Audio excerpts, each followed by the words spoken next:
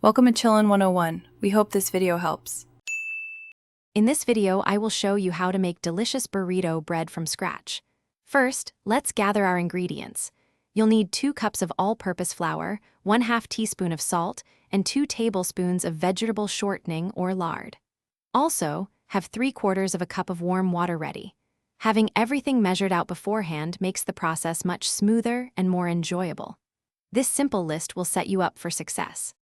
Now, let's get our hands a little messy. In a large bowl, whisk together the flour and salt. Next, cut in the shortening using your fingertips or a pastry blender until it looks like coarse crumbs. Slowly pour in the warm water, mixing until a shaggy dough comes together. Turn it out onto a lightly floured surface and knead for about 5 to 7 minutes. You'll feel the dough transform into a smooth, pliable ball, ready for the next step. After all that kneading, your dough needs a little rest.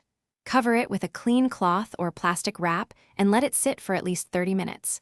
This crucial step allows the gluten to relax, making the dough much easier to roll out later. Once rested, divide the dough into 12 equal pieces. Each piece will become one delicious burrito bread. Roll each portion into a smooth ball and keep them covered while you work. Finally, it's time to bring your burrito bread to life. On a lightly floured surface, roll each dough ball into a thin, round tortilla, roughly 8 inches in diameter. Heat a dry cast iron skillet or griddle over medium-high heat. Cook each tortilla for about 30 to 60 seconds per side until you see golden brown spots and it puffs up slightly. Stack your warm, freshly cooked tortillas in a clean kitchen towel to keep them soft and pliable, ready for your favorite fillings. Thanks for watching. Consider subscribing if we helped you.